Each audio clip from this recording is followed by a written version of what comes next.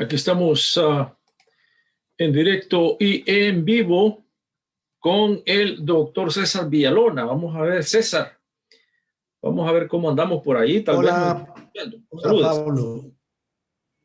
¿Qué tal, Pablo? Bueno, por aquí en la Unión Americana, César, la Unión Americana que sigue reportando masacres diarias, masacres en la costa este, en la costa oeste, el pueblo asesinándose entre él mismo. Imagínate que en las últimas 2 semanas han habido más de media docena de masacres.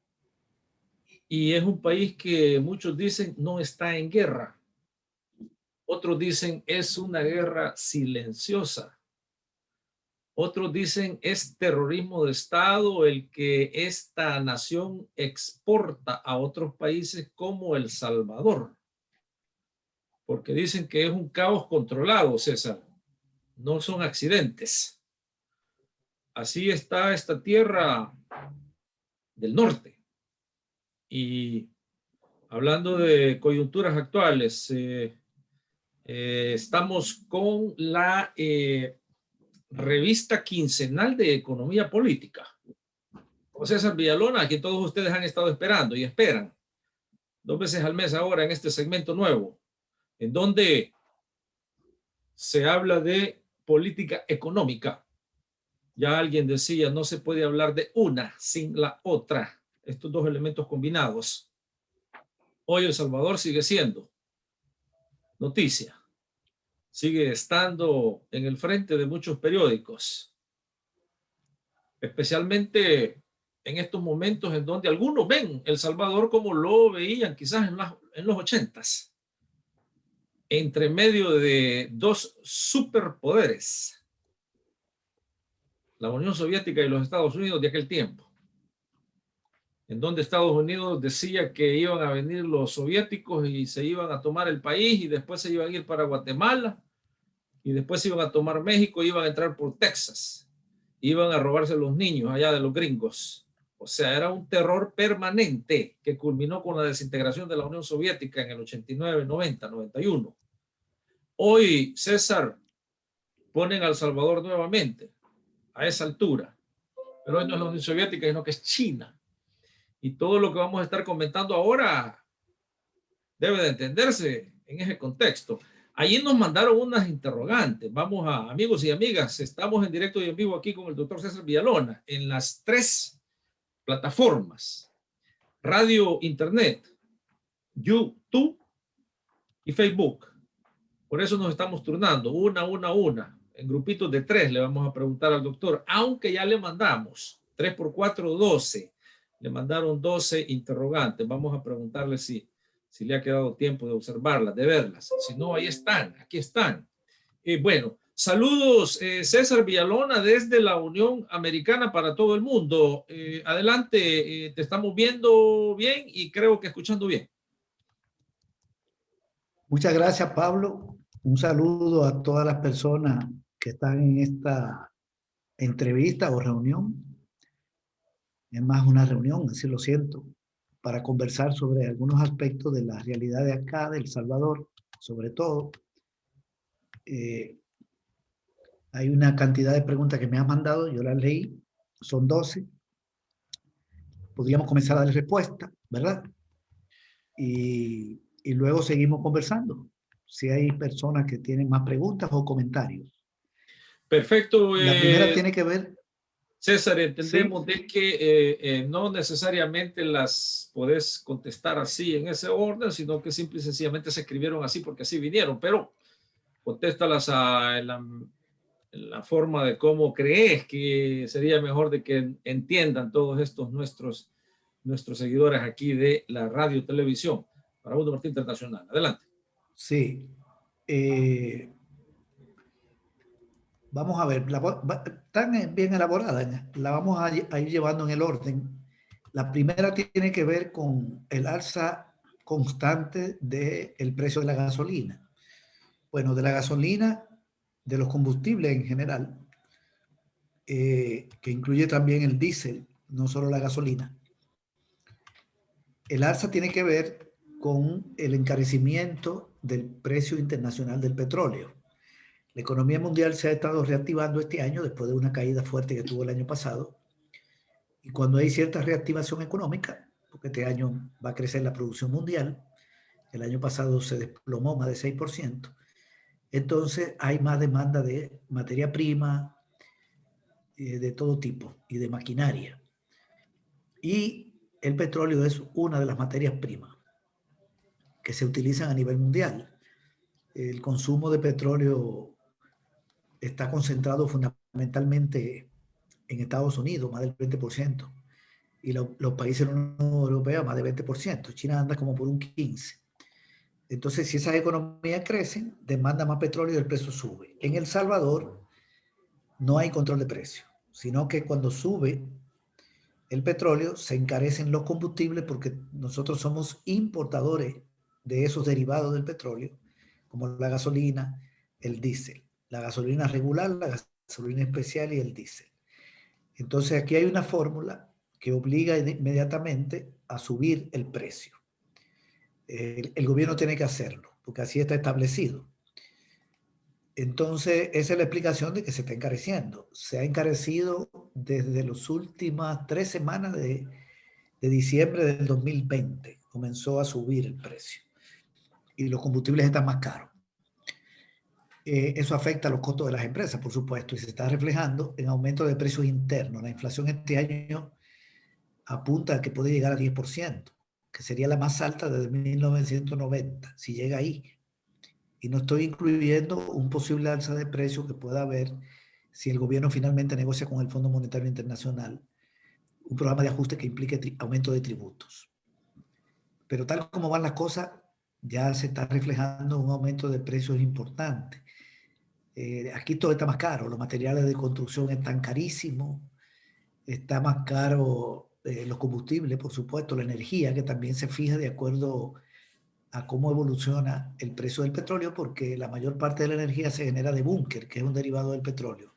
Y aunque hay fuentes que no son derivadas del petróleo, como la geotérmica, la solar, que tiene un peso pequeño, la hidroeléctrica y la de biomasa, al encarecerse la térmica, se arrastra todas las tarifas hacia arriba. Eso también ha subido.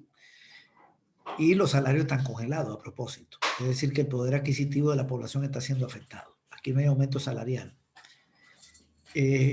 Ahora, hay otra pregunta. ¿Por qué se eliminó el impuesto al combustible de los aviones? Eso se hizo en este gobierno para beneficiar a los dueños de las líneas aéreas. Y el principal accionista de líneas aéreas en el país es Roberto Criete, que es el hombre más rico de El Salvador. Criete tiene un capital acumulado, activos, valor de los activos de más de 7.000 millones de dólares, como 7.300. Es el más rico del país y él tiene un vínculo con el clan empresarial Bukele. Él está apoyando a Bukele y otros oligarcas también, como Murray Mesa, como Calleja, como Ezerqui, que tienen una alianza que viene del 2019, lo apoyan, por eso neutralizaron a los diputados de Arena para que no dieran los votos para despedir a Bukele, para hacerle un juicio a Bukele y someterlo a la justicia cuando dio el golpe de Estado de febrero del año pasado. Si ese golpe lo hubiera hecho Sánchez Sedrén, inmediatamente toda la derecha hubiera cerrado fila y le hubieran quitado el fuero y le hubieran hecho un antejuicio. Este grupo empresarial oligarca está en una alianza con Bukele. En tanto, esperan que Bukele liquide al FMLN. Tienen ese pacto para que él cumpla el propósito de la liquidación del frente y de toda expresión de izquierda. No estoy diciendo que eso va a ocurrir, sino que ese es el proyecto político que tenemos en el gobierno, un proyecto contrarrevolucionario. Eso es lo que encabeza Bukele. Y este grupo le da apoyo. Hay otro sector de la oligarquía que no está aliado a él, porque le teme que ese grupo que gobierna, con el control de la Asamblea y de todos los órganos del Estado casi, pueda acumular tanta riqueza que se puede convertir en oligarca. Es decir, Bukele puede transitar a ser tan rico como Simán, tan rico como Cristiani, como Poma. Él no está a ese nivel, pero lo puede hacer con privatizaciones de empresas públicas, con la corrupción pública, que es escandalosa. La Corte de Cuentas tiene un cuestionamiento de $1.000 millones que no tienen respaldo en el gasto del año pasado y no dejan entrar los inspectores al Ministerio de Hacienda, los auditores. También acaparando las compras gubernamentales, puede fortalecer su grupo económico, Bukele, su familia y los empresarios que están con él, a través de incentivos fiscales y otras formas. Pero Criete ha salido a defenderlo porque quiere darle gobernabilidad, porque si Bukele se erosiona, se puede fortalecer una opción de izquierda. Eso es lo que explica esa alianza. Pero la oligarquía no está aliada por completo, hay un pleito, porque hay otros como Simán y Cristiani que no van a entrar en el reparto de los recursos públicos. Lo otro es que hace Criete y otro de la oligarquía tradicional tan cerca de Bukele. Creo que ya contesté esa pregunta cuando me referí a por qué le quitaron el impuesto a los combustibles de los aviones. Es una alianza hasta que Bukele cumpla su plan de barrer toda expresión de izquierda. Si es que lo cumple. Ellos están esperando que lo cumpla, pero no es seguro, no necesariamente.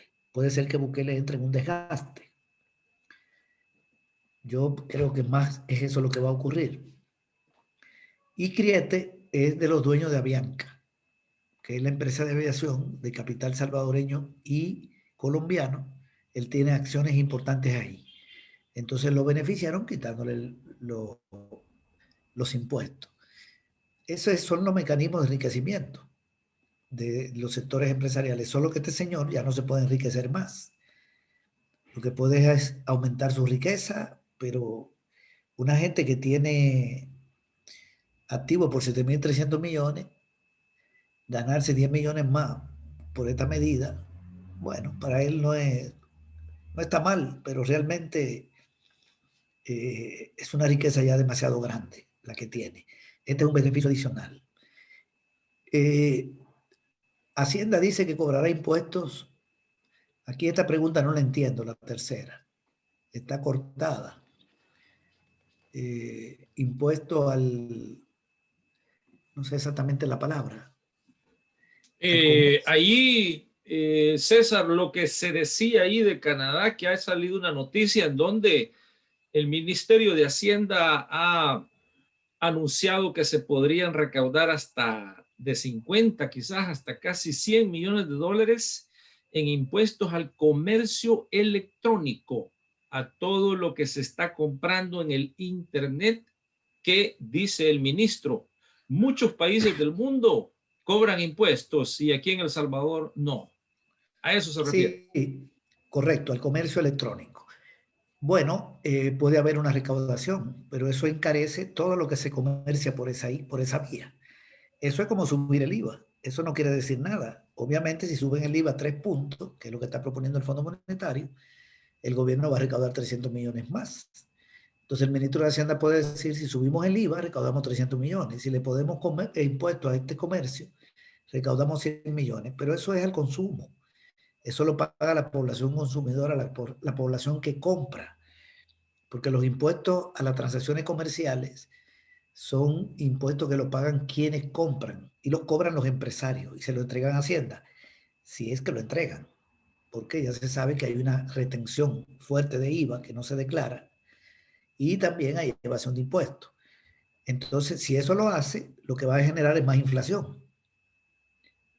Obviamente se puede hacer, si la Asamblea lo aprueba, como decía, igual pueden decidir aumentar el impuesto al IVA. Yo no sé qué es lo que quiere decir eso para él, ¿verdad? Porque igual puede tomar mañana ir a la televisión y decir, si le subimos 10 puntos al IVA, recaudamos 800 millones. Sí, yo creo que sí, pero la pobreza sube. Entonces, ¿qué quiere decir con esto? Que le van a poner impuestos a la gente que compra, a la gente y aquí más los sectores medios, que han estado siendo exprimidos.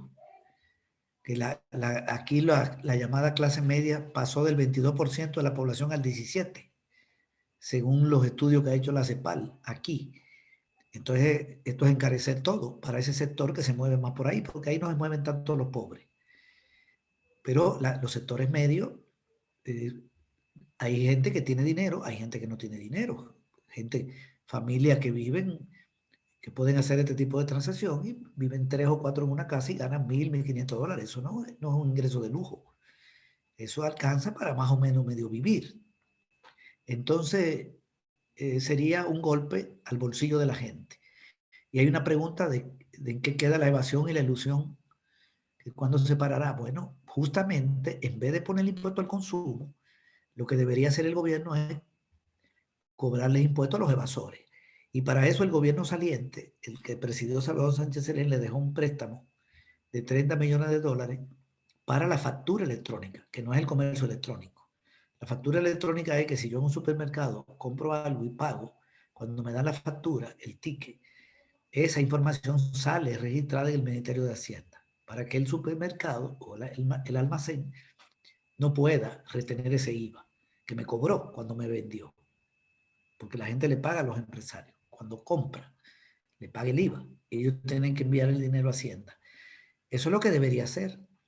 ¿Qué están haciendo con eso? Porque aquí no se ve ninguna medida de tipo fiscal. Aquí lo único que vemos es un gobierno endeudándose para conseguir dinero. Pero no hay ninguna medida de tipo tributario. Pero no solo esa medida se puede tomar, avanzar en materia de control de evasión y elusión, que por cierto, en los gobiernos del frente se avanzó, porque la evasión era de 40% y bajó a 26%. Sigue siendo alta. Los países europeos tienen evasión de 10, 15%. Ningún país tiene evasión cero, 26 es mucho, pero se bajó. Ahorita de ese tema ni se habla prácticamente. Solo dicen, bueno, lo que siempre se dice, pero no hay de que hay que combatirla, pero no hay medidas efectivas. Lo que está haciendo Bukele es consiguiendo dinero prestado para funcionar. Y la deuda que Serén se la dejó en 18.200 millones de dólares, la deuda pública, ya se acerca a los 23.000 millones. Es decir, estamos hablando de un crecimiento de 4.800 millones en 9 meses, porque el dato que estoy dando es de marzo, todavía no es de junio. Mañana que cumple los 2 años. Terrible el endeudamiento. Y si quiere pagar la deuda con impuestos a actividades comerciales, entonces van a afectar el consumo. Esa es una medida negativa. Lo otro es que El Salvador, dice, está entre los productores más grandes de papel higiénico del mundo. No puede ser. La economía salvadoreña no tiene un peso importante en la economía mundial.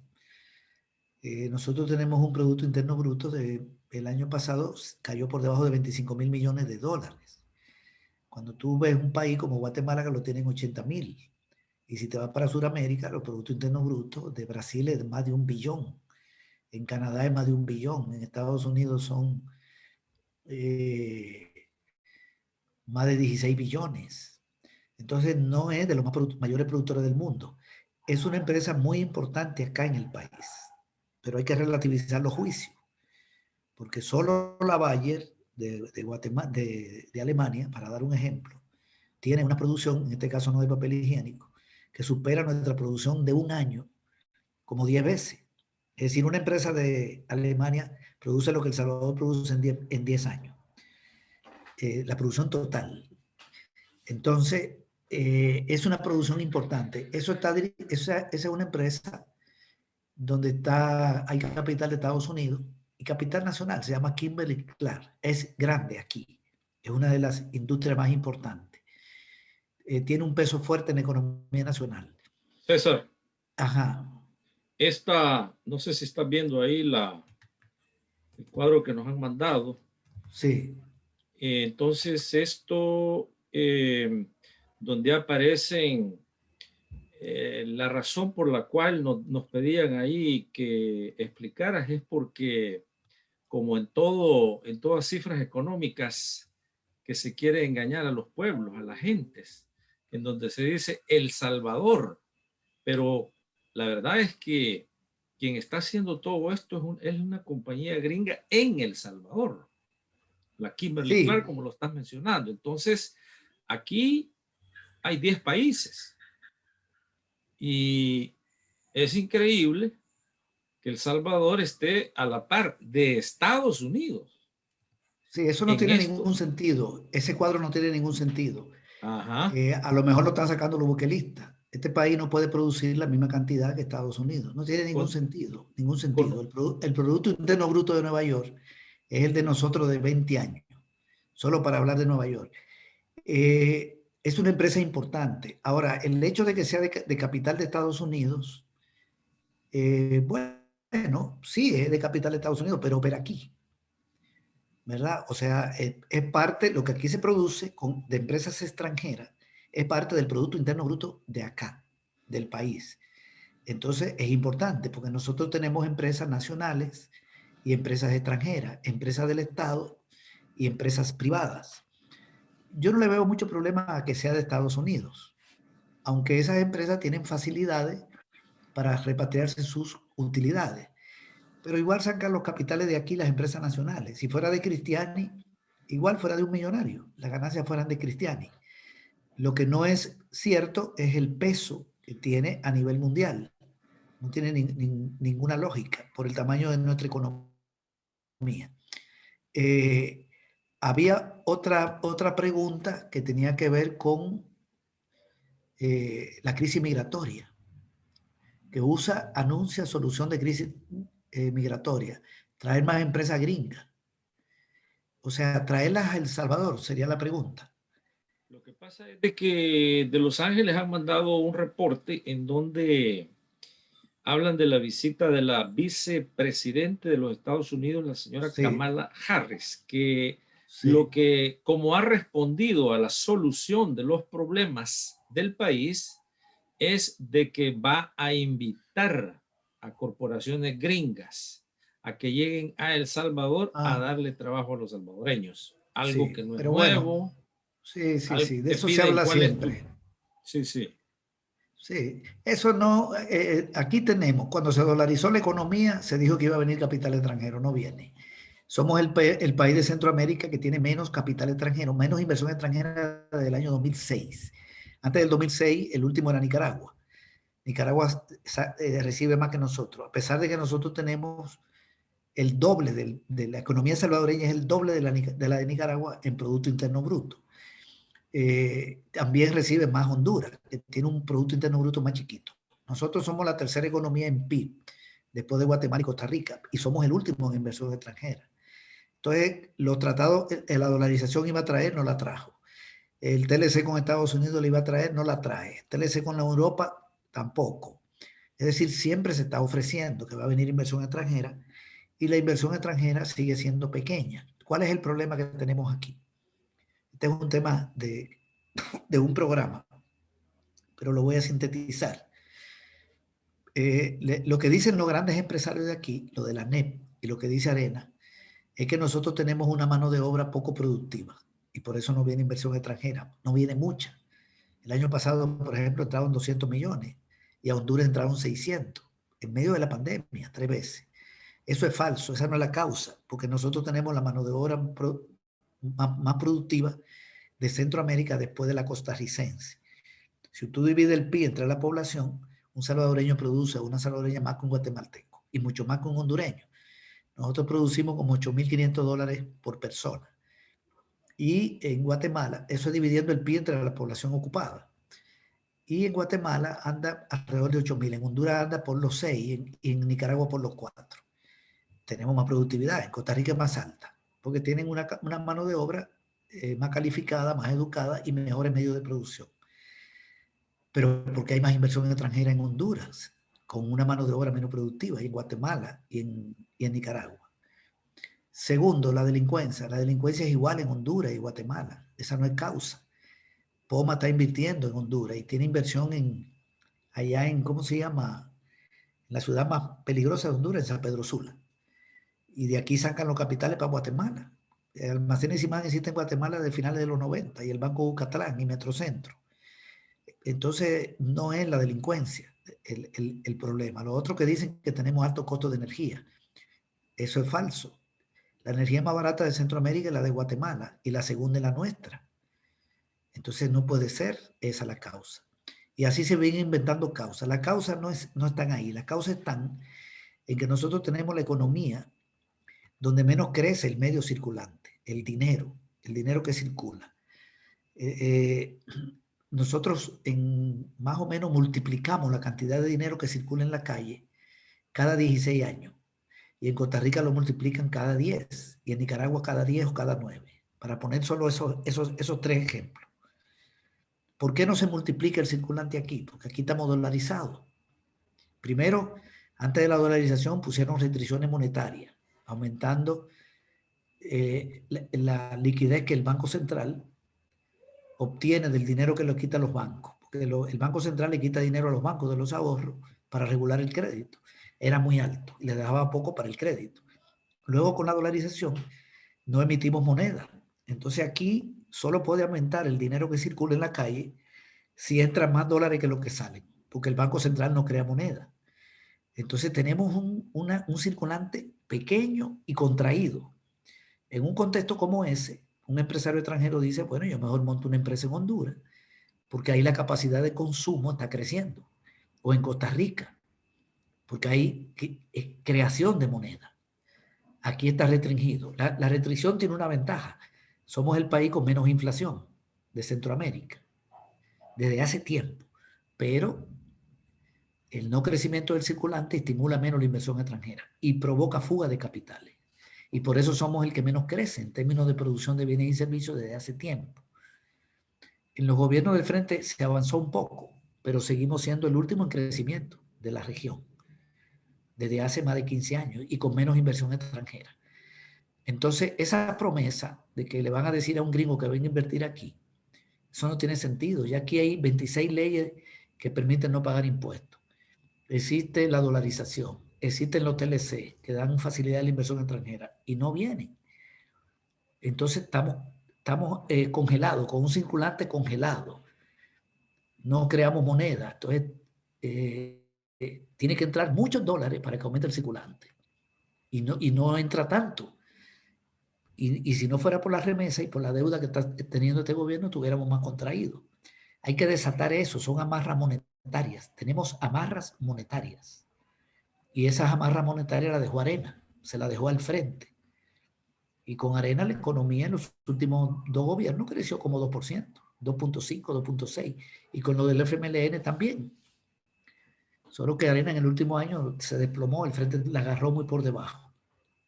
Y eso mismo va a estar pasando. Cuando termine el gobierno de Bukele, aquí vamos a tener una economía que va a ser más chiquita que la del 19, en términos del PIB. Bien, entonces, cuando un empresario va a invertir en otro país, lo primero que calcula es si su producto tiene demanda. Lo que yo voy a producir, ¿crece la demanda o no crece? Entonces, donde crece más la demanda es en el resto de la región. Y los propios empresarios de aquí están fugando capitales. Esta es una traba estructural que no la pudo resolver los gobiernos del frente, porque pasa en gran medida por la reversión de la dolarización. Otra pregunta era, ¿cómo se explica la nueva ley de fideicomiso? Esto tiene que ver con el dinero que le quieren dar al café. Más deuda para el café. Bien, lo primero es que esa es una promesa. Lo que están aprobando no quiere decir que se va a convertir en convenio y en préstamo. Una cosa es que la Asamblea le diga al gobierno endeúdese o que le apruebe un préstamo y otra cosa es que eso se haga efectivo. Para que se haga efectivo, tiene que haber una negociación con el Fondo Monetario Internacional. En este momento, el gobierno está negociando. El ministro de Hacienda acaba de dar una rueda de prensa donde dice que están en la mesa. Mientras no haya negociación con el fondo, esos préstamos que está aprobando la Asamblea no se van a convertir en desembolso, salvo lo del BESI, lo de Centroamérica, que son poquitos. Están esperando que el fondo le dé el visto bueno, porque el fondo es el garante de que los gobiernos paguen la deuda. O sea, el Fondo Monetario se creó para garantizar que los gobiernos del mundo paguen la deuda que tienen con otro gobierno, con organismos multilaterales o con empresas privadas, con bancos, con tenedores de bonos. Entonces el fondo llega a un país como este y dice, te voy a prestar 2.000 millones, le dice al gobierno 1.300, te voy a ayudar, tú andas con problemas, pero tú tienes que pagar la deuda. Y por lo tanto, la deuda con otro es la que vas a tener conmigo. Y por lo tanto, le impone un programa de ajuste que consiste en que reduzca gastos y aumente ingresos. Y el fondo le está proponiendo que sube el IVA 3 puntos, unos 5 este año y unos 5 el año que viene, que encarezca los combustibles y que le ponga un tributo a las microempresas. Y por el lado del gasto, que despida gente y recorte gastos sociales y frene la compra de bienes y servicios. Ok, Bukele está temeroso de llegar al acuerdo porque él vio lo que pasó en Colombia. El IVA en Colombia lo subieron de 5 a 19% para una serie de productos y querían que pagara renta de su salario la gente que gana 2 salarios mínimos, que son $600. Hoy se paga sobre un salario mucho mayor. El pueblo se levantó, hay un incendio generalizado, el país está cogiendo fuego y Bukele se retiró de la mesa aquí. Al retirarse de la mesa no podía concretar préstamos. Volvió a la mesa y ha negociado estos préstamos, pero no es tan seguro. Esto se puede convertir en préstamo si hay acuerdo. Y si hay acuerdo y aplica la medida que el fondo le está diciendo, no tiene que aplicarla toda. Puede ser que deje el IVA, que diga, no, el IVA no lo voy a aumentar, pero sí el monotributo a la microempresa, sí voy a recortar esto. De hecho, ya están despidiendo miles de gente y van a haber despidos masivos en las alcaldías. Están recortando ya. Entonces, ese programa lo que genera es encarecimiento de los bienes y servicios y golpe al salario y desempleo. Por lo tanto, caída de demanda. Y si cae la demanda, se va a ver afectada la producción. Entonces, la deuda externa se hace más pesada. Estos 700 millones no se lo pueden colocar al café. Si ellos consiguen 700 millones para el café, lo tienen que ejecutar como en 10 años. Aquí no hay institucionalidad para gastar ese dinero para el café. El café no necesita ese recurso tan grande. Todo el sector agropecuario recibe préstamo por 300 millones. Todo el sector. Entonces no le van a meter 700 al café. Están haciendo política, están haciendo propaganda. Y lo otro es que esto, lo que consigan, va a ir para los grandes cafetaleros. Ya pusieron de viceministra de Agricultura a una señora de apellido Paca, que es de las familias oligárquicas. Por cierto, vinculada a la industria azucarera. Porque los Pacas son dueños de ingenio, igual que Regalado.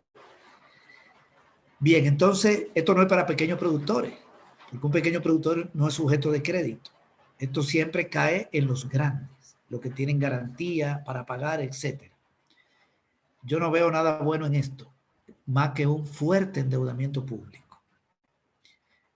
Y el café no está tan rentable. Aquí el FMLN intentó sustituir el café por cacao, el café de Bajío, porque los precios no son rentables prácticamente. Las exportaciones de café siguen afectadas en su producción y en su precio. Y lo que hay que buscar una alternativa, por un producto parecido pero que tiene mejor demanda. Pero no están en eso, porque es una decisión que la tienen que tomar los cafetaleros. Pero no hay ayuda a los pequeños, porque como un pequeño productor de café, que son miles, con una manzana, con 2 manzanas, y que caen en manos de los grandes, porque se lo venden a precio barato y los otros lo agarran, lo llevan al beneficio, y son los que lo exportan y se ganan el dinero, ¿cómo esa gente va a recibir crédito? Ya sea para mejorar su producción o para dedicarse a un cultivo como el cacao, que sería bueno, porque también es un cultivo ecológico. Incluso hay estudios importantes que hizo el Ministerio de Economía en el gobierno de Serén, pero no ha servido de nada, porque no ha habido una importante diversificación. Lo otro es que este gobierno siempre está haciendo cosas contradictorias. Lo mismo está diciendo que va a conseguir un préstamo para las alcaldías. ¿Y para qué le quitó 260 millones a las alcaldías el año pasado? No se lo dio. ¿Y por qué no le dio 200 millones de aquí a mayo? Eso no le ha dado entre enero y mayo. Para entonces endeudarse para dárselo. Eso no tiene sentido. Si el dinero hubiera salido de los ingresos corrientes, que fueron enormes el año pasado. Más los préstamos que recibió. Fueron ingresos altos, aunque menos de lo previsto. Pero complementado con los préstamos, el gobierno manejó 8.064 millones de dólares. 8.064. Nunca un gobierno había llegado a 8.000 millones de dólares. Ahí está el informe de tesorería que ya se hizo público. Y le sobraron 55 millones que lo trasladó este año. Bukele hasta ahorro tuvo.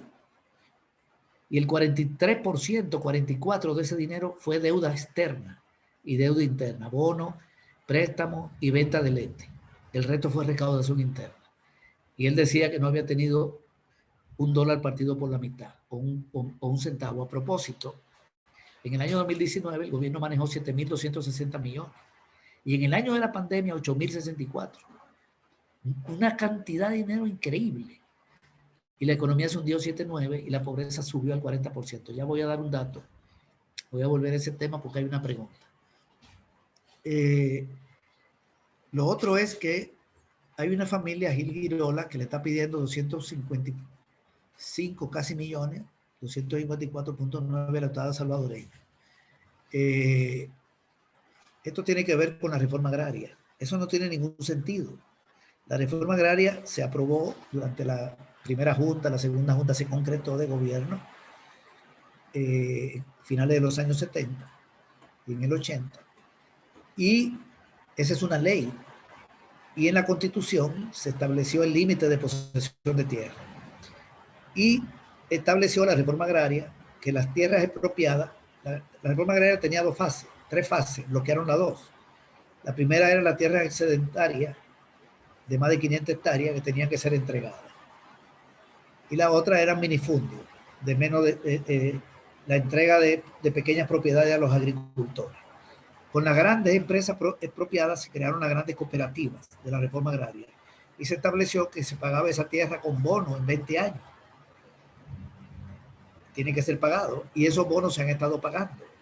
Entonces esta gente ha hecho un cálculo de que le deben ese dinero, un cálculo de lo que ellos hubieran ganado si hubieran sido dueños de esa tierra, pero no son dueños de esa tierra, porque esa fue una expropiación aprobada por ley.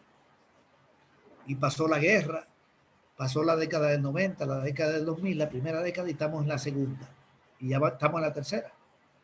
Entonces ahora quieren que el Estado le pague y una de las beneficiarias es la canciller para defalcar al Estado con 259 millones, 255, con perdón. ¿Qué va a pasar ahí? Bueno, la Asamblea Legislativa podría tomar una decisión de que el Estado pague ese dinero.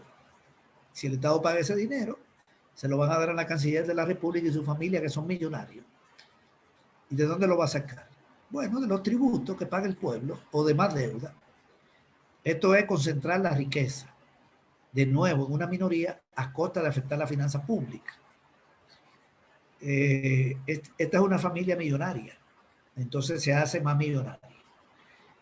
Pero es parte de todo el negocio que tiene la familia Bukele, el clan Bukele y el grupo empresarial que gira alrededor de él, donde está esta señora, y donde está el ministro de Agricultura, donde está Salazar Romero, donde está Safi, dueño de Megavisión, del Hotel Presidente. Hay un clan empresarial integrado por la familia Bukele y un grupo de empresarios que están utilizando los recursos públicos. La Corte de Cuentas dice que el año pasado, de los 8.064 millones de dólares que manejó el Estado, hay 1.000 que no tienen factura de gasto. Pago a proveedores por 260 millones que no tienen factura. Y un dinero que se movió por la banca y no hay registro de 600 millones. Y quieren ir a hacer auditoría y no la dejan entrar a la Corte de Cuentas. Bukele no lo deja entrar. Le da la orden al jefe de la policía y el jefe de la policía le dice a los policías no dejen entrar a los inspectores. Tenemos ese lío en este momento en el país. No pueden rendir cuentas porque ya se robaron 1.000 millones, parece, digamos, indicios. Acordémonos que en medio de la pandemia renunció el ministro de Hacienda, el viceministro de Hacienda, la superintendenta del sistema financiero, el presidente del Banco Central, que no dejaron entrar a los inspectores el año pasado a Hacienda, que el ministro no rinde cuenta en la Asamblea, el ministro de Hacienda, que el ministro de Agricultura lo acaban de despedir porque apareció en una lista, y Bukele, para curarse en salud, lo despidió, lo hizo viceministro y lo quitó. Y facturaron los alimentos que le dan a la gente en $90 el paquete, la bolsa de alimentos, y realmente vale 30. Se han robado $60 por cada bolsa, son 242 millones, 142 el año pasado. Es terrible el saqueo que hay aquí. Y acaban de aprobar incluso una ley de medicamentos, una ley de medicina, con perdón, que tapa la corrupción en el Ministerio de Salud de manera retroactiva y que abre paso a procesos de privatización, porque una empresa puede embargar al Estado y viola el Código Civil que establece que el Estado es embargable. Todo eso está ocurriendo, pero eso se va a quedar como constitucional, esa ley, aunque alguien ponga un recurso en la sala, porque ya la controló Bukele. Y ahora quieren auditar a la Corte de Cuentas. El gobierno, la Corte de Cuentas es la que audita al Estado. Ahora quieren auditar a la Corte de Cuentas. ¿Para qué? Para decir que hay corrupción, quitarle el fuero a los magistrados, a los diputados, y que la Fiscalía le abre una investigación y a culparlo de un delito y elegir nuevos magistrados de la Corte de Cuentas y controlar la Corte de Cuentas. Es el único mecanismo que tiene Bukele para tapar los $1.000 millones que no quieren que fiscalice la Corte. Bien, esto forma parte de lo mismo, del saqueo al Estado, lo de los 255 millones. La pobreza ha decrecido, dice el Banco Mundial. No conozco esa información del Banco Mundial de que haya bajado. La pobreza aquí estaba, según la encuesta de hogares, en el 28% de los hogares, 40% de los hogares en el año 2008. 40. Esa fue la encuesta que dejó el gobierno de Sachs. Esa misma encuesta se pasó en el 18, se pasa todos los años, se hace de los 70, y la pobreza en el año 2018 estaba en 26% de los hogares. Había pasado de 40 a 26. En el 19, que fue un año compartido de Serén y Bukele, la encuesta dice que estaba en 23. Pero en el 20, la pobreza creció según la CEPAL, la Comisión Económica para América Latina, hasta 40% de los hogares. Ese es el dato. O sea que nosotros estamos en el 2008. Hemos retrocedido al 2008. Claro, no llegó la pandemia, la crisis internacional, pero también el gobierno tiene culpa porque ahogó las alcaldías, la corrupción pública, han financiado importaciones de alimentos en vez de comprarle a los productores y a la industria nacional, a los productores agrícolas. Una serie de medidas negativas. Por cierto, Pablo, hasta abril las importaciones de alimentos agrícolas han crecido 21%. Terrible. La industrial 35%. Están ahogando a la industria de alimentos. Ajá. César, este reporte de Óscar Valle, que es el gerente aquí del Banco Mundial y que ha dado estas declaraciones, quiere decir que este señor está dando cifras, engañando a la gente, y es mentira eso entonces, que ha disminuido la pobreza en los últimos años. Vamos a ver la noticia. No la puedo leer bien. ¿A qué periodo se refiere? Ahorita él lo que está diciendo es, él es el gerente del país del Banco Mundial. ¿Hasta qué año se refiere la noticia? Porque el Banco Mundial ha reconocido baja de pobreza, pero hasta el 2017. ¿De qué año está hablando aquí? Bueno. Sí, aquí está hablando ya, inclusive decía el reporte que pudiera ser de los últimos 5 años. ¿Pero cuál año incluye?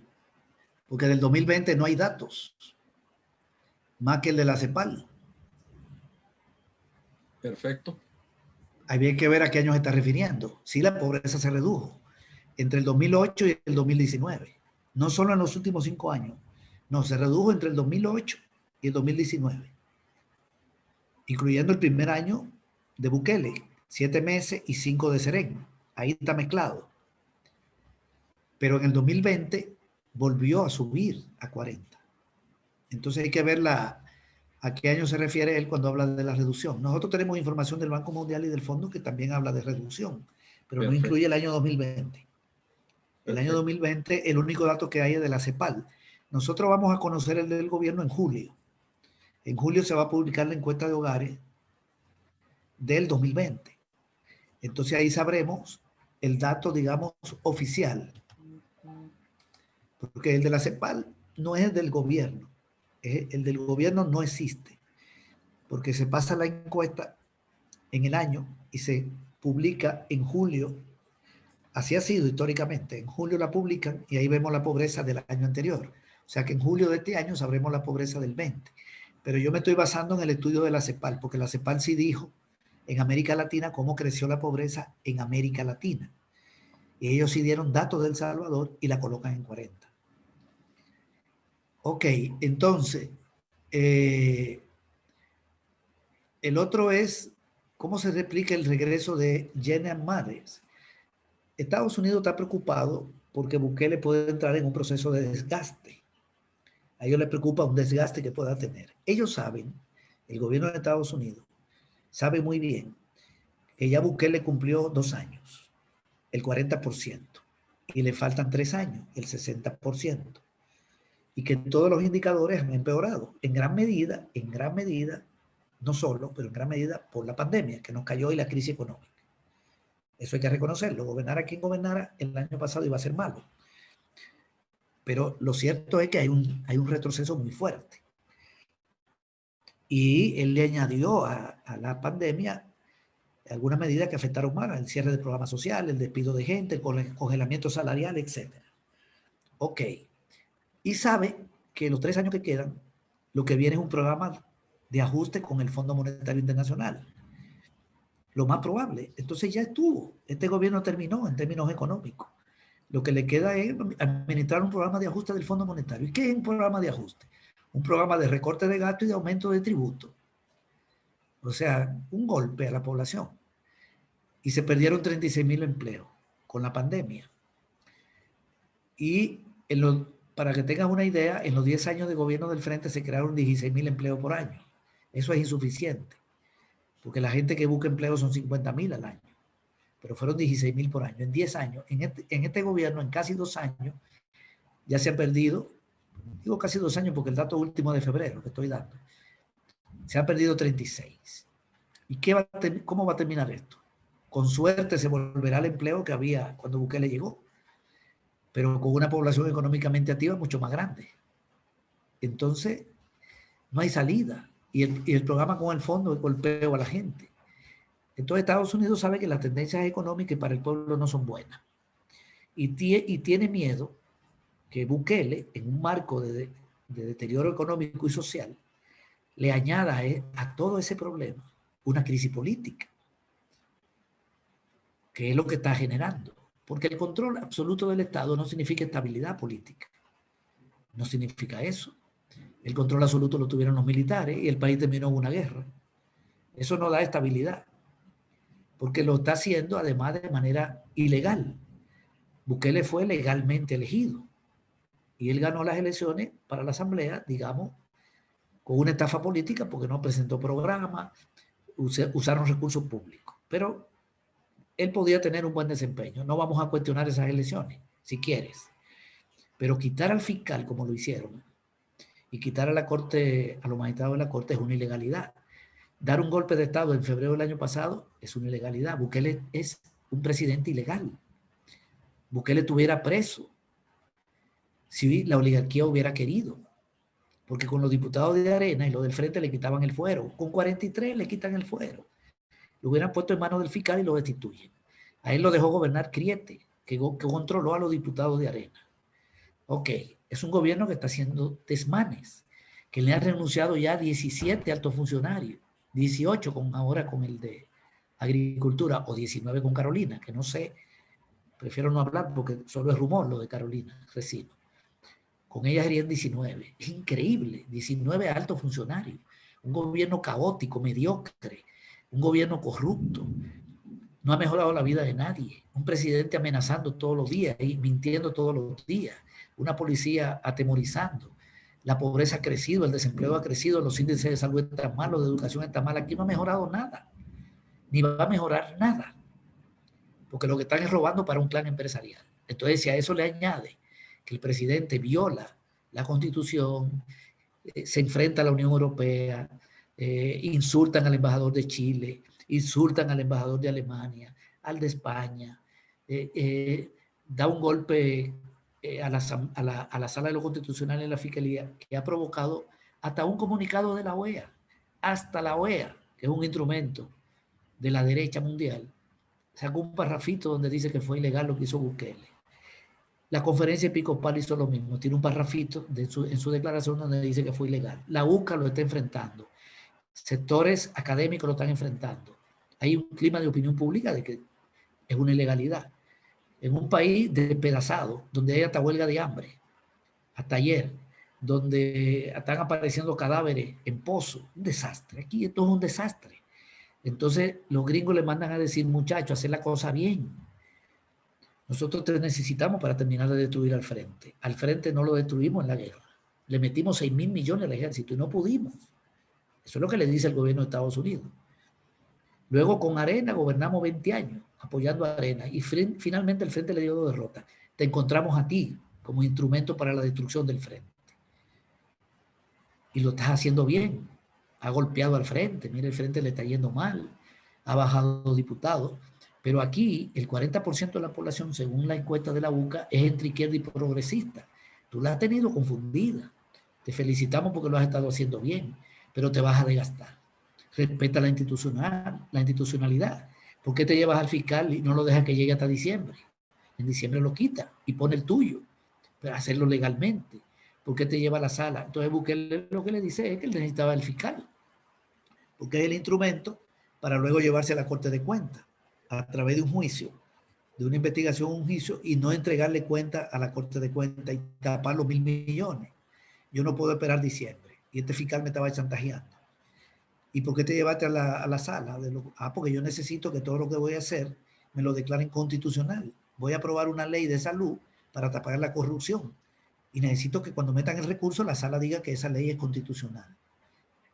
Entiéndanme, le dice Bukele al enviado de Estados Unidos. Pero el enviado de Estados Unidos le dice, bueno, pero te vas a desgastar. Entonces no estamos de acuerdo, porque aquí se puede reactivar un proyecto alternativo. Viene una decepción del pueblo. Entonces, ¿qué va a hacer el pueblo? Un pueblo decepcionado, al que tú le dijiste que ibas a hacer historia, al que le pediste diputado porque la asamblea era la fuente de todo mal, al que ahora le está diciendo que vas a limpiar la casa, y mira cómo quiere limpiar la casa, le está pidiendo otro chance, y todo está peor, y lo que está negociando es un programa de ajuste. Lo que va a hacer la gente decepcionada es emigrar a Estados Unidos. Ese es un camino, y nosotros no queremos que se nos llene este país de gente. La gente decepcionada también puede ponerse en contra tuya. Otra se puede quedar apática y ver de qué vive, salir a la calle a vender. Aquí están aumentando los negocios en la calle, ahorita, y la tiendita en las comunidades. La gente está viendo de qué vive. Todo está degradado. Entonces ellos están preocupados porque este muchacho se va a desgastar. No es que Estados Unidos es enemigo de Bukele, ni que Bukele es enemigo de Estados Unidos. Hay una contradicción en cuanto a cómo manejar este asunto del Estado. No te podemos defender allá en el Congreso haciendo estas cosas. Nosotros en la guerra no le dábamos visa a Dawson, le dice el enviado. ¿Por qué no le dábamos visa a Dawson? Porque es impresentable. Porque en Estados Unidos tenemos que guardar la apariencia democrática. Entonces ayúdanos a ayudarte. Pero Bukele tiene la necesidad de controlar la Corte de Cuentas y la Fiscalía. Y no puede esperar. Entonces están en esa contradicción. Ahora mandaron a esta señora que fue embajadora para que se sienta al lado de él y le diga lo que tiene que hacer por el bien del proyecto. Y si él no se porta bien, y los gringos ven que puede ir a un desgaste, que va a seguir chocando con la intelectualidad, con la academia, y que puede tener problemas con la comunidad internacional, lo pueden quitar. Tienen mecanismo y ponen al vice, que es Ulloa. Eso es todo. Pero Estados Unidos no va a desestabilizar a Bukele para que se fortalezca la izquierda. Porque el enemigo principal de la izquierda del mundo entero, es el gobierno de Estados Unidos. De todo lo que huele a izquierda, donde quiera que surja un gobierno de izquierda progresista, es objeto de ataque. De inmediato comienzan a difamar a ese gobierno. Surgió Chávez, Estados Unidos lo difama. Surge el gobierno de Evo, lo difama. Y si puede, lo tumba. Y aquí, ¿qué es lo que tenemos? Un gobierno de izquierda.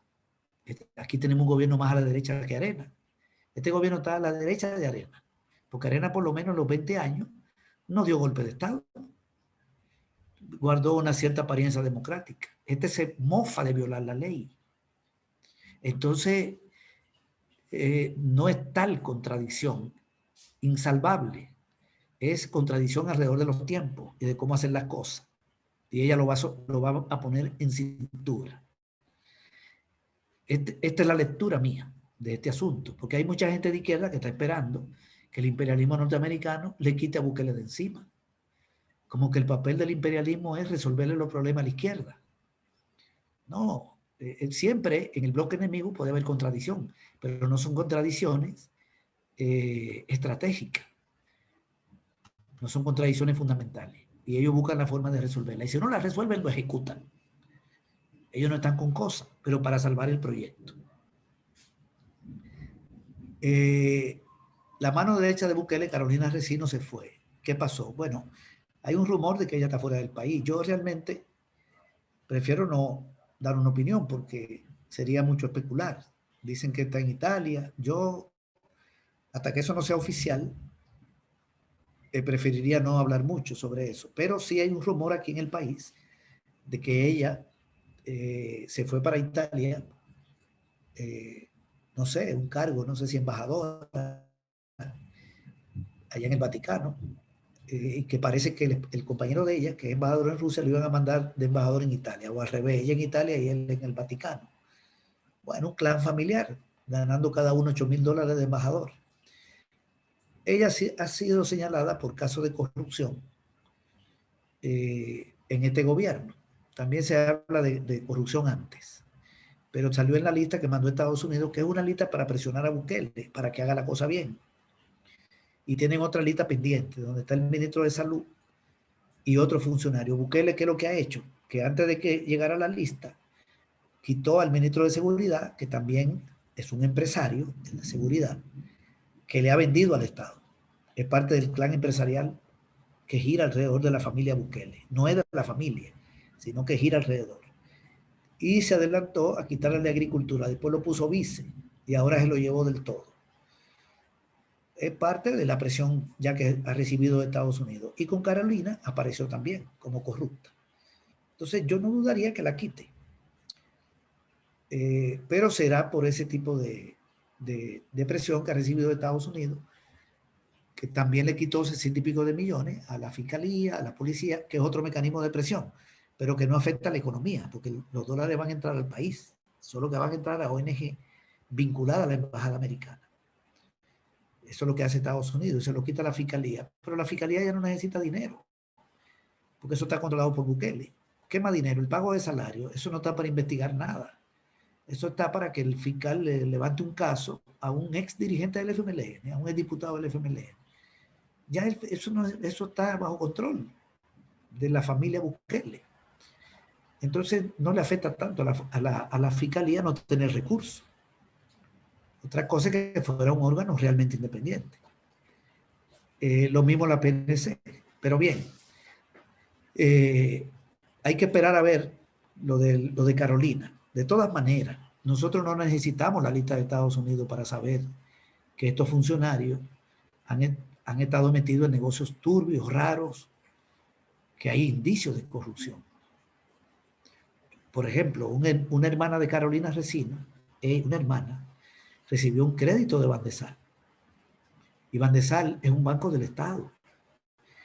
Y en Bandesal trabaja un hermano de Carolina con un salario de 4.200 millones, un cargo gerencial. Eso es conflicto de interés, eso es corrupción. Y montó una cafetería en el Ministerio de Hacienda, o sea, en una empresa, en una institución del Estado. Eso es increíble. Aquí la gente no dice nada.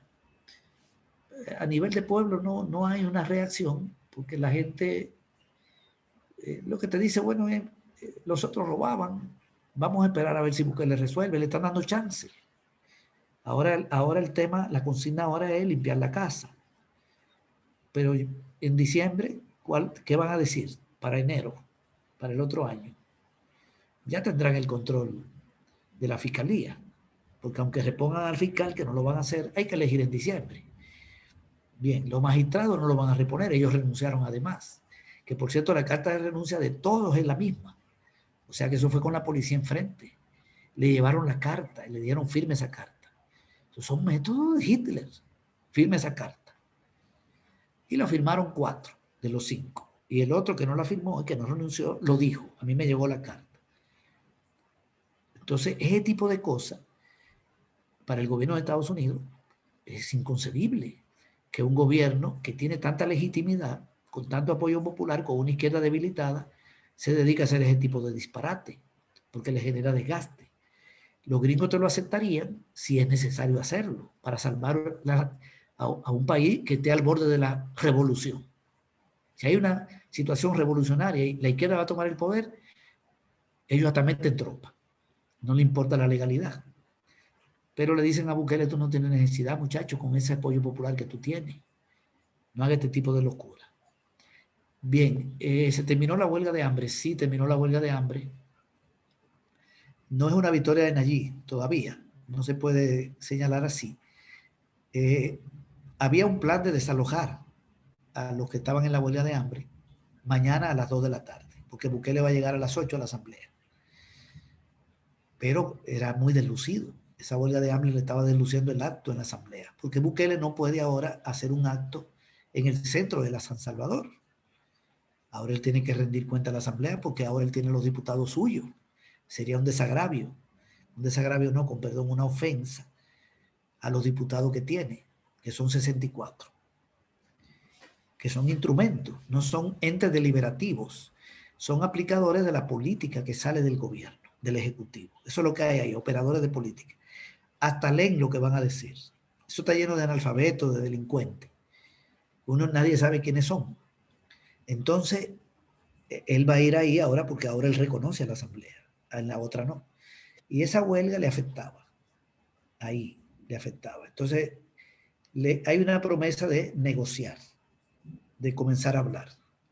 Bueno, si hablan con los huelguistas, hasta cierto punto le han doblado el brazo al gobierno. Hasta cierto punto, porque ellos estaban reacios a todo tipo de negociación, a todo tipo de diálogo. Y vamos a ver si dialogan. Ahora, si ellos incumplen la promesa de que van a dialogar, se va a abrir otro momento. La pueden incumplir, porque nosotros tenemos un gobierno mentiroso. No nos sorprendería que la incumplan, pero vendrán otras acciones. Por el momento, lo que ha habido es un acuerdo en el marco de que se va a hablar. Entonces, hasta cierto punto también es una victoria de las personas que estaban en la huelga, que han arriesgado su vida, son 14 días, han arriesgado su vida, su salud, han puesto en riesgo su salud y su vida. Un grupito pequeño, y que se vea obligado a hablar con ese grupo, este monstruo de gobierno, que tiene el respaldo de los militares, que tiene el respaldo de todo y tiene el control de todo, es una muestra de mucho heroísmo de parte de los compañeros y las compañeras que estaban en la huelga de hambre. El caso de Chalchuapa, que si es terrorismo de Estado, puede ser. Realmente ese caso está raro. No sabemos si están protegiendo al policía, porque lo han declarado testigo criteriado. Frente a su casa, ahí en su casa, habían 4 personas fallecidas y él supuestamente se había intentado cortar las venas. Y luego encontraron los pozos atrás y en las vecindades. Una cantidad enorme de personas muertas. Y él sabía de esos asesinatos. Lo más probable es que esos sean asesinatos del crimen organizado con respaldo del Estado. Porque si él lo sabía, siendo un funcionario público, como policía, entonces el Estado estaba enterado de esos asesinatos. Por eso yo creo que en la persona que dijo esto, que así puede ser calificado. Lo que pasa es que, bueno, lo mismo de siempre. No hay un juicio, no se sabe, hay que ver en qué termina la investigación. Pero al aceptar que él es testigo criteriado, lo que quiere decir es que lo van a proteger. Porque al declararse testigo criteriado, culpan a otros. Están buscando cuáles son. Lo salvan a él y salvan al funcionario público. Y el Estado no queda como responsable. Puede ser que sí, esto haya sido ejecuciones. Puede ser que hayan sido ejecuciones desde el Estado. Eso está realmente muy confuso, pero demuestra también que es falso lo de los asesinatos de que están bajando, porque están aumentando las desapariciones y quienes desaparecen generalmente no aparecen. En estos días el ministro de Seguridad dio una rueda de prensa y cuando le preguntaron por qué no daba datos de desaparecidos, dijo que ese dato no era relevante. Y luego a los pocos días aparece este tema. Hay muchísima gente que están asesinando. Lo que pasa es que no la reportan como asesinada, sino como desaparecida. Y los grupos criminales, bueno, la reportaban como desaparecida. Hoy no ni siquiera quieren dar el dato. Y los grupos criminales se han afianzado. Porque parece que lo que han hecho es recibir dinero para afianzar el control territorial. El plan de control territorial es el plan de afianzamiento del control de los territorios por parte de los grupos criminales, no del Estado. Una cosa es cómo se vende y otra cosa es cómo es.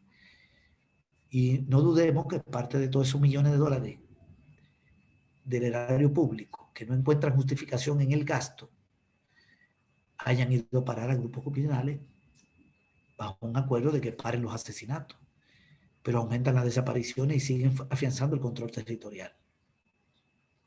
Y desapariciones donde el Estado tiene algo que ver.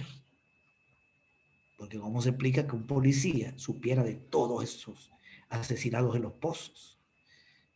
Un policía es un empleado del Estado y justamente de la institución encargada de combatir el delito. Bien, eso expresa la calamidad que hay aquí. Este es un gobierno calamitoso, lo que tenemos. Bueno, Pablo, esta sería mi reacción ante todas las preguntas que han salido. Bueno, amigos y amigas, el tiempo se nos ha ido demasiado rápido, rapidito acá, valga la redundancia, César, se nos insisten aquí que sí, no es mucho abuso de tu gentileza, de que si pudieras definir en pocas palabras para entender lo que se llama convenio con China. ¿Y qué es eso? ¿Qué implica construcción de un estadio? ¿Implica que solo van a venir los chinos con las obras y se van? ¿Implica 500 millones de dólares? ¿Implica ya una relación directa y quitar a los Estados Unidos y meter a los chinos? Si puedes ponerlo en términos que se pueda entender, número uno. Y número dos, en unas horas se cumple el segundo aniversario del actual gobierno. ¿Cómo lo define César Villalona? Dale. Lo de las relaciones con China y la otra era... Y la otra es de que ya a unas horas se cumple el segundo aniversario del gobierno actual. ¿Cómo lo define César Villalona? Muy bien, entonces lo de China, mira, ahí también se está haciendo un mal manejo en este tema.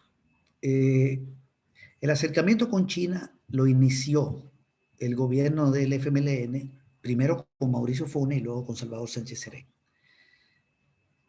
Mauricio Funes le eliminó una cláusula que había en la OMC que no reconocía a China como economía de mercado. Y entonces China reciprocó quitándole aranceles a los productos salvadoreños para que entraran a China. Y aumentaron las exportaciones de azúcar y otros rubros. El Salvador pasó a vender 57 productos a China y 47 a Taiwán, antes de las relaciones diplomáticas. Las exportaciones pasaron de 3 millones cuando llegó Funes a 86 cuando Serén le entrega a Bukele. Un crecimiento enorme y China se convierte en el séptimo mercado de exportación después de Estados Unidos, de los 4 países de Centroamérica, sin incluir Panamá, de Colombia y de México. Más o menos un poquito más que Colombia. Y nos compra más azúcar que Estados Unidos. Eso es con Serén. Y Serén deja 14 protocolos de cooperación.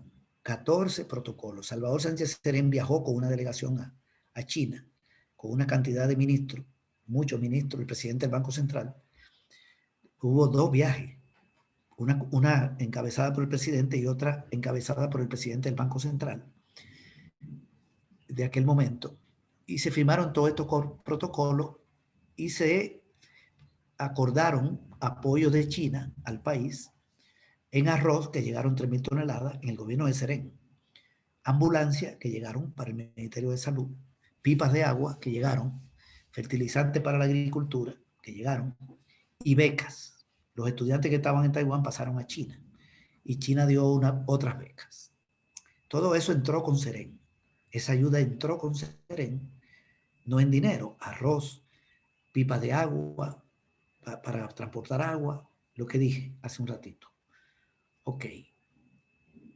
Y los 14 protocolos. Pero además, Sánchez Serén dejó un acuerdo de cooperación por 150 millones de dólares que China nos iba a dar en materia de donación, que es lo que se llama transferencia no reembolsable, es decir, que no hay que pagarla. No es un préstamo, 150 millones. Eso ocurre a finales del año 2018, cuando el FMLN ya había perdido las elecciones legislativas y municipales. La reacción de Bukele en ese momento fue decir que China estaba financiando la campaña electoral del Frente. Era una declaración política, él sabía que era mentira. Y Arena dijo que China quería una base militar aquí. Era una declaración mentirosa. Y la embajadora de Estados Unidos de la época, la misma que viene ahora con otro cargo, también dijo que le preocupaba las relaciones con China. Se montó una campaña desde la derecha que está con Bukele hasta la derecha que está con Arena. Pero bueno, China soportó todo eso y llegaron las elecciones y el frente perdió. Cuando Bukele toma posesión del gobierno, no se había concretado los 150 millones de ayuda. Eso quedó pendiente porque estaban en medio de una campaña electoral, era lo que había aquí. Se pierden las elecciones en marzo, Bukele gana, entonces el nuevo gobierno es el que hereda los 14 protocolos de cooperación y la ayuda de 150 millones de dólares. Eso le cae a Bukele. Y Bukele viajó en diciembre, el 5 de diciembre, 4 o 5 de diciembre a China, del 19, a tratar de concretar esa ayuda. Y viajó a Qatar, que dijo que de Qatar venía una inversión de $1.000 millones. $1.000 millones, aquí no ha llegado ni $1. Y de China viajó, entonces bueno, cambió de opinión, no cambió de opinión. Lo que pasa es que lo primero fue una declaración política en términos de la lucha electoral y lo segundo es, bueno, ya yo soy presidente y está claro que no voy a romper con China. ¿Cómo va a romper con China? Si China dice, le cierro el mercado a los productos salvadoreños, regalado de Trangula Bukele, el dueño de los ingenios, y los importadores que traen productos por 1.600 millones, más de 1.600 millones, ya son casi 1.700. El segundo país que más nos vende después de Estados Unidos, el 20% de lo que traemos de fuera viene de China. Solo los importadores importan 100 de esos importadores traen productos por $1.000 millones. Ahí está Vidri, ahí está la DOC, ahí está Simán, ahí está una cantidad de empresas importantes. Esa oligarquía lo asfixia. No iba a romper con China, los chinos sabían lo que estaban haciendo. Lo que hace es aprovecharse de lo que le dejó Serén y viajó en diciembre. Y le dijo, los chinos le dijeron, bueno, pida con el otro gobierno, ya quedó el acuerdo. Ahora es que usted quiere. Esto es un acuerdo de Estado, no es de gobierno. China no tiene por qué decirle a Bukele, no, ahora como cambió el gobierno, no va la ayuda de 150 millones. Eso no es así, las relaciones diplomáticas no se manejan así. Ese es un convenio de estados, no de quién es el presidente. Los presidentes cambian, los gobiernos cambian, el equipo humano que dirige el Estado cambia, pero el Estado es una institución permanente. Entonces le dicen a Bukele, bienvenido, muchas gracias, venga, por aquí, siéntese. ¿Qué quiere de los 150 millones? Y él dice, yo quiero una biblioteca, un estadio de fútbol y una inversión ahí en la planta de La Pava, entre otras cosas. Ah, bueno, entonces eso se le va a dar. ¿Qué está haciendo malo China? Nada. Nada. Si el FMLN hubiera seguido siendo gobierno, también sigue eso. Y si hubiera ganado Calleja, también sigue eso. China tiene relaciones con Colombia, tiene relaciones con Venezuela. Cuba tiene relaciones con Venezuela y tiene relaciones con Colombia. Las relaciones internacionales no están basadas en la ideología. Si estuvieran basadas en la ideología, Cuba no tuviera relaciones diplomáticas con Colombia, ni tuviera relaciones diplomáticas con Perú, ni la hubiera establecido con Obama. No, la lógica de la cooperación internacional es otra. Está basada en otros principios. Los acuerdos se cumplen. Los acuerdos entre Estados. Estados Unidos tenía un fomilenio y lo continuó cuando llegó Funes. Entonces, bueno. Y Cuba es un país que apoya al mundo entero. Cuba tiene médico en Honduras, o tenía médico en Honduras. Tiene la Operación Milagro en Guatemala. Hay médico cubano en Guatemala, Operación de la Vista. ¿En qué se parecen el gobierno de Cuba y el de Guatemala? En nada. La antítesis. En el año, cuando gobernaba Flores aquí, hubo una crisis del dengue y médicos cubanos vinieron aquí a combatir el dengue con Paco Flores de presidente. Y en 2 semanas mataron a todos los mosquitos, prácticamente. Y nadie se alarmó porque los cubanos vinieron en el gobierno de Flores, sin tener relaciones diplomáticas con nosotros, a combatir el dengue porque Flores estaba asfixiado. Y echó mano de Cuba. Y Cuba tiene médicos en otros países, etc. Eso es así, igual Venezuela. Venezuela coopera con muchísimos países donde gobierna la derecha. Cooperaba con El Salvador desde antes de que gobernara el FMLN. Entonces, eso es normal. Entonces Bukele fue a concretar la ayuda, pero vino el COVID y eso se dificultó en el año 2020. Ahora llegó el 21. Ya hay una situación diferente porque hay una apertura y ha comenzado a concretar la ayuda. Están construyendo el estadio, están construyendo la biblioteca, entre otras cosas. Eso es lo que está haciendo China. Bukele lo quiere hacer parecer ante el exterior como que él está haciendo un acercamiento a China. Bukele no tiene ningún acercamiento a China. Bukele está agarrando la cooperación que le dejó Serén y dijo 500 millones de dólares en un Twitter cuando eran, después cayó el acuerdo, 400 millones de yuanes, que dividido entre 6,45 son 62 millones de dólares.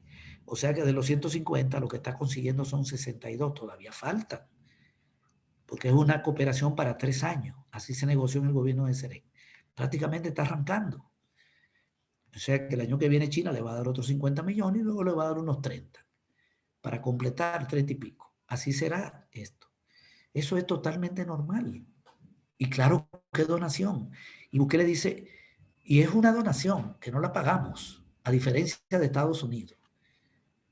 Pero como que es él el que ha logrado eso, y eso lo logró Serén. Claro que las donaciones no se pagan, pero no es de Bukele, es de Serén. No hay nada fuera de los 150 millones. Nada hasta ahora. Pero China igual le puede hacer un préstamo de 200 millones. ¿Por qué no? China le presta al gobierno de Colombia, China le presta al gobierno de Costa Rica, China le presta al gobierno de Venezuela. Le presta al de Costa Rica, que reconoce a Guaidó, y al de Venezuela, encabezado por Maduro. Y Cuba no ha roto relaciones con Costa Rica porque Costa Rica reconozca a Guaidó en Venezuela. No se puede meter en eso. China no tiene que condenar a Bukele por el golpe de Estado que dio. La embajada de Cuba aquí no ha condenado a Bukele tampoco, ni la de Bolivia. La política exterior es de no injerencia en los asuntos internos de otros países. Promover la paz, la cooperación, la solución política de los conflictos, el reconocimiento de la igualdad jurídica de los estados. El gobierno que se mete en el mundo entero a decir lo que hay que hacer y lo que no hay que hacer es el de Estados Unidos. Y el gobierno que insulta a otros es el de Bukele, que insulta a Daniel Ortega, insulta a Maduro, insulta al gobierno de Costa Rica, porque se siente gallito, apoyado por los militares y por los gringos. Y Daniel Ortega nunca ha dicho nada de él, no va a perder su tiempo respondiéndole a este. Entonces, eso es todo lo de China hasta ahora. Pero igual China puede venir y hacer inversiones. China tiene invertido aquí más de 300 millones. Y la inversión de Taiwán no llega ni a 100 millones. Siempre aquí ha habido negocio chino, comercio chino, etc. El comercio con China es enorme, sin tener relaciones diplomáticas. Y comenzó a expandirse en los gobiernos de arena, sobre todo el comercio importador. Bien, entonces eso es lo que puedo decir. Pero hay gente de izquierda que está molesta con China, que China está apoyando a Bukele. Yo no sé de dónde salió eso. Ellos tuvieron que hacer una aclaración, nosotros no nos metemos en eso. Bien, esa es mi lectura de este asunto. Y no hay que alarmarse, porque además los gobiernos hacen negocios, los estados hacen negocios. China le hizo un préstamo a Costa Rica un préstamo no, llegó a acuerdo de inversión por 1.700 millones de dólares en energía. ¿Para qué? Bueno, los chinos necesitan energía. Las inversiones en Sudamérica están fundamentalmente en la minería. Aquí no hay muchas áreas de inversión, pero pueden tener interés en invertir aquí. ¿Y qué tiene de malo? También tienen inversión en Cuba, también tienen inversión en Colombia. En Perú tienen un montón de inversiones en minería, donde hay un gobierno de derecha. Y tienen una inversión en Venezuela enorme, hasta crearon un fondo de 12.000 millones. Y tienen inversiones en Estados Unidos. China tiene inversiones en Estados Unidos súper millonarias y sacan los capitales, la ganancia para China y para otros países. Igual en Cuba hay inversión española, hay inversión francesa, hay inversión venezolana, china. No hay que alarmarse por estos asuntos. Yo no lo estoy diciendo para este público, para los que estamos reunidos aquí, sino porque hay una cantidad de gente aquí que anda, gente de izquierda, tratando de distorsionar este asunto. Yo no sé, hay como una molestia con China. Y China lo que está cumpliendo es su compromiso de Estado. Yo creo que el Frente debió establecer las relaciones con China antes para tener mejores resultados. Si lo hubiera establecido, todas esas inversiones y esa cooperación hubiera llegado. Pero bueno, se hizo a última hora y le cayó a Bukele la cooperación.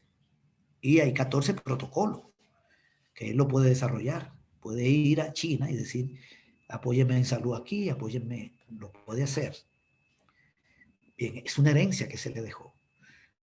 En el caso de los 2 años, aquí lo que tenemos es un desastre En términos sociales, ¿qué es lo que tenemos? Pobreza que pasó de 23 a 40%. Un deterioro de la educación.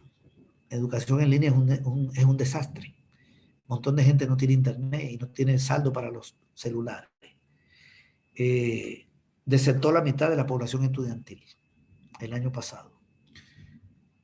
Cerraron el programa de alfabetización de adultos. Cerraron el programa de un niño, una niña, una computadora.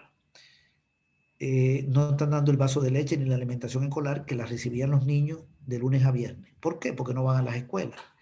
Y la familia tiene que poner el vaso de leche y la merienda. Afecta el ingreso familiar. Bukele le da una canasta a fin de mes, pero eso no compensa la alimentación de lunes a viernes, que ya no existe para los niños que están en las casas de la escuela pública, que eran 1.100.000 hogares. ¿Qué hay en educación? Un retroceso. Pasemos a salud. ¿Qué hay en salud? Bukele comenzó a desmantelar la reforma de salud, cerró 17 equipos comunitarios de salud, la operación Milagro no existe, la gente está yendo a Guatemala a operarse de la vista. Ese es un golpe a la familia de bajos recursos. Cerró el programa atendiendo la salud de la mujer, le quitó 33 millones al primer nivel de atención de salud el año pasado. Aquí se dispararon todas las enfermedades prevenibles el año pasado y llegó el dengue. Bueno, el dengue no es culpa del gobierno, pero hubo un manejo raro ahí de los centros de contención para hacer negocio. Y quiero dar un dato. El año pasado murieron 140 personas por mes en promedio. Este año van 180 por mes, promedio, hasta el 25 de mayo, que es el dato que tengo. 180, están aumentando los fallecimientos. La tasa de crecimiento de los casos es menor, la tasa de crecimiento, porque el mayor crecimiento se hace al principio. Si una persona se enferma de COVID y luego se enferma otro, creció en un 100%. Lo que pasa de 1 a 2 crece 100% de inmediato. Pero si se enferman 1.000 y luego se enferman 10 más, 10% de 1.000, ¿cuánto es? 10 más de 1.000, es prácticamente el 1%. Entonces la tasa de crecimiento de los casos es menor como tasa, pero no la cantidad de casos. Y los fallecimientos están aumentando. Aquí tenemos una crisis hospitalaria. No da abasto el sistema. Esto no está resuelto. Pero independientemente de si hay responsabilidades no del gobierno, hay un retroceso en la salud. Y cerraron unidades de salud y hogares de espera materna. Aquí se inició un desmantelamiento de la reforma que se desarrolló en los 10 años de gobierno del Frente, que era una reforma integral con énfasis en el primer nivel de atención. Aquí se está pasando a una salud curativa, basada en medicamentos, para nutrir a la industria química farmacéutica. Y uno de los que está en ese negocio es la familia Bukele, dueña de Inquina, una empresa vinculada a la industria química farmacéutica. Bien, si pasamos a la agricultura, ¿qué hay? Se desplomó la agricultura el año pasado. Todo se desplomó y tuvimos un invierno con 2 tormentas que se hicieron catástrofes, porque además, como no había gobernadores, no se activaron los planes de defensa civiles, de defensa, y todo empeoró en medio de la pandemia. Los campesinos están vendiendo el maíz a $13 y el costo son 15. No tengo más que agregar sobre ese dato. Y el país se está llenando de productos importados que traen los importadores y afectan a los productores nacionales. 440.000 productores de granos básicos están mal. Y la población estudiantil y la población que ha tenido problemas de salud. También hay problemas de salud mental que no se están estudiando por todo el confinamiento que ha habido aquí y por un gobierno terrorista que tenemos, que aterroriza a la población con un discurso insultante, mentiroso y confrontativo, y represión que hay en la policía. ¿Qué tenemos en materia de empleo? La pérdida de empleo, el cierre de empresas, la economía se desplomó, cayó todo. Hoy la cosa está más cara y los salarios congelados. Las pensiones bajas, y no son más bajas porque la Asamblea aprobó un aumento de la mínima de 207 a 3.4, no Bukele, que vetó el préstamo para el aumento y está agarrando el dinero de las AFP para hacer lo que aprobó la Asamblea. Esas pensiones que subieron un poquito se deben a los diputados y las diputadas, no a Bukele, los salientes. Por suerte existe esa cosita, ese pequeño aumento, digamos. Los vendedores de la calle, ¿cómo les fue? Mal. Son 840.000 los que trabajan por cuenta propia. 54% mujeres. Le cayeron las ventas. Y las ventas siguen mal, porque el salario no aumenta. El crédito al consumo está congelado, porque el dato hasta abril ha crecido 0,1, o sea, cero. Está estancado el crédito a la gente. Y el salario congelado y desempleo. Por suerte hay más remesas, pero la variable más grande de ingresos es el salario, que está congelado y que ha caído por el desempleo en términos de la masa monetaria. Los otros que además están afectados por la inflación, que va creciendo. Se han encarecido los materiales de construcción, la energía, todo. Los combustibles. ¿Qué tenemos para las microempresas? 1 millón de personas trabajaban ahí. Aún en este momento andan por 800.000 y pico porque perdieron el empleo 135.000. Quedaron 19.000. Ahí el 60% son mujeres. ¿Qué hay para los sectores desposeídos en general? Afectados por el cierre del programa de alfabetización, el programa para la agricultura cerraron el programa de agricultura familiar, acuicultura familiar, desarrollo rural, amanecer rural. Para los jóvenes cerraron el programa Jóvenes con Todo, el programa de PATI, que le daban una ayuda para que estudiaran, cerrado 2 programas de la juventud. Cerraron la escuela inclusiva de tiempo pleno, volviendo al tema de la educación, también una afectación. Le quitaron dinero a Ciudad Mujer. Eso es lo que hay, desmantelamiento de programas sociales, crisis de agua. Antes de la pandemia, agua sucia para los que viven en el área metropolitana. Y de nuevo tenemos cortes, problemas de salud, problemas de empleo, criminalidad. Y en términos políticos, un gobierno ilegal que viola la ley, que tiene como eje central la mentira, como eje central de la lucha política, la mentira, que está controlando órganos del Estado ilegalmente. Un gobierno mediocre, lleno de funcionarios mediocres, caótico, con una renuncia constante de altos funcionarios, muchos de ellos vinculados a corrupción. Un gobierno que no rinde cuenta de $1.000 millones. Un gobierno que no le permite a las Cortes de Cuentas fiscalizar. Un gobierno que pasó a controlar el Instituto de Acceso a la Información Pública, el presidente, destituyendo a una comisionada ilegalmente e imponiendo una plancha de periodistas de una elección de 2 planchas, cuando el reglamento dice que son 3, que modifica la ley LACAP para no rendir cuentas sobre las empresas que pierden las licitaciones, para nosotros saber si perdieron porque su oferta era peor o si era mejor y se lo dieron a un compadre de un ministro. Un gobierno que aprueba una ley de salud que permite que no se puedan juzgar los casos de corrupción en la salud, retroactiva incluso, que deja impune a todo el personal de salud y las instituciones que trabajan en salud. No pueden ser sometidas ni judicialmente, ni civilmente, ni comercialmente, mientras hay emergencia. Un gobierno que viola los derechos humanos, que despidió 8.000 personas en 2019 ilegalmente, incluyendo mujeres embarazadas y personas con discapacidad. Un gobierno que le ha negado las credenciales a 400 sindicatos porque no responden al patronal ni al gobierno. Un gobierno que no reconoció en la OIT el convenio que prohíbe el acoso y la violencia en los centros laborales, o sea que está a favor de la violencia y el acoso en los centros laborales.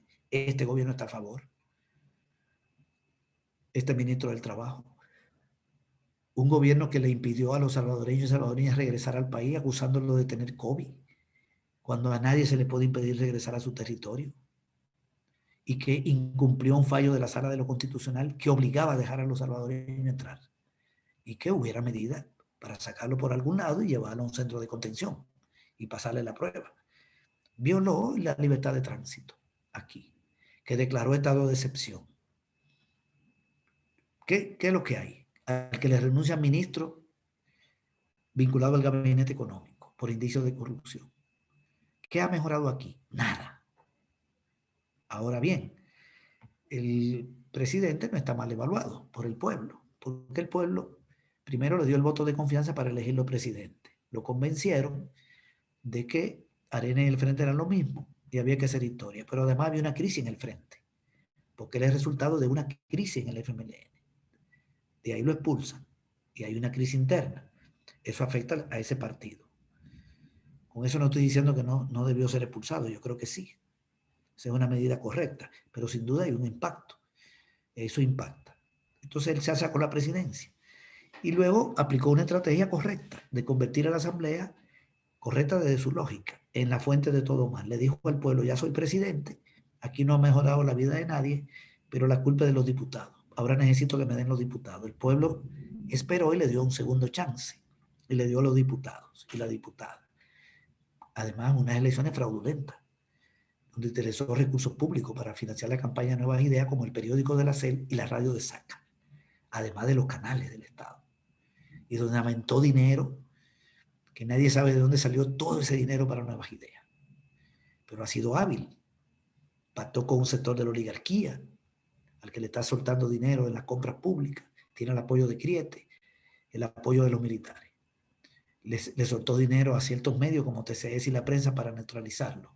Ha cooptado a alguna gente del movimiento popular, el sindicato de la Corte, una federación y una confederación que ya están con el ministro, aventando aquí promesas o recursos. O sea, ha tenido esa habilidad, pero eso no mejora la vida de nadie.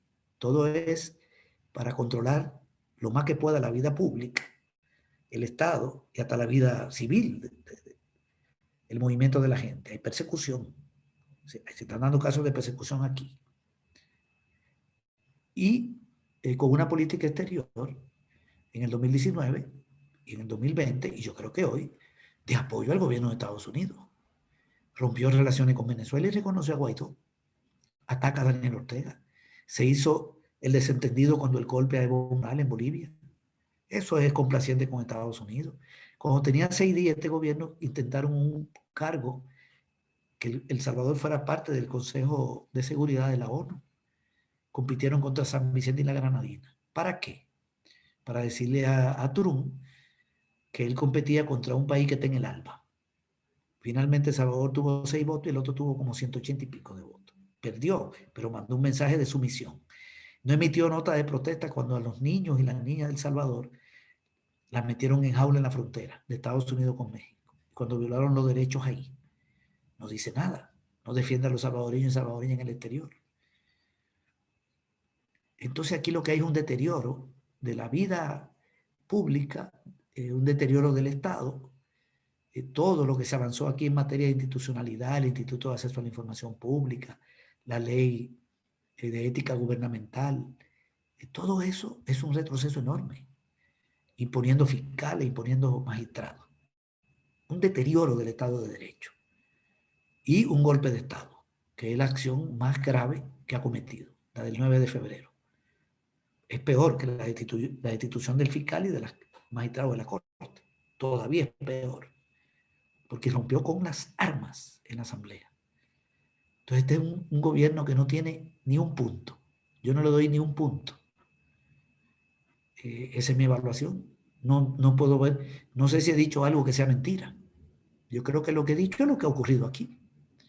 Y todo el mundo sabe que todo está peor en los niveles de vida y en todo. Y todas estas ilegalidades. Bien, entonces estamos en un retroceso bastante fuerte. En 2 años no hay una obra nueva. En 2 años no hay nada. No hay plan de salud, no hay plan de educación, no hay plan económico, no hay nada. Bueno, sí hay una obra nueva, inaugurada, el puente de María Chichilco, que no sirve, porque el Hospital del Circo no se sabe si lo van a terminar. Y lo costearon en 15 millones, después en 30, creo, luego en 70 y luego en 100. Y ahí está, que no lo terminan. Lo que está es apropiándose de obras que le dejó el gobierno de Serén. No hay inversión. La inversión, a propósito, Pablo, la inversión pública hasta abril de este año ha caído 46%. Un gobierno que ahogó las alcaldías, que violó la ley del FODE, la ley del presupuesto, y un gobierno que manejó 8.064 millones de dólares como nunca en la historia del país. Y ha metido la deuda en 1 año y 9 meses, el dato es hasta marzo, del 72% del PIB al 91%. Y el ministro anda mintiendo, el de Hacienda, acaba de decir que es el 86. No, no la vaya a 86, es 91. Sabemos cuál es el PIB, cuál es la deuda. Bueno, esa es mi evaluación de los 2 años. César Villalona, el doctor César Villalona ha estado en directo y en vivo de la República de El Salvador nuevamente acá en esta revista quincenal de economía política. Todos saludos y recuérdense, esto ya queda en los archivos históricos, en esta biblioteca virtual para siempre, en la radio, en YouTube y en Facebook. Saludos, César, y nos vemos la próxima. Muchas gracias, Pablo. Saludos a todas las personas que se conectaron.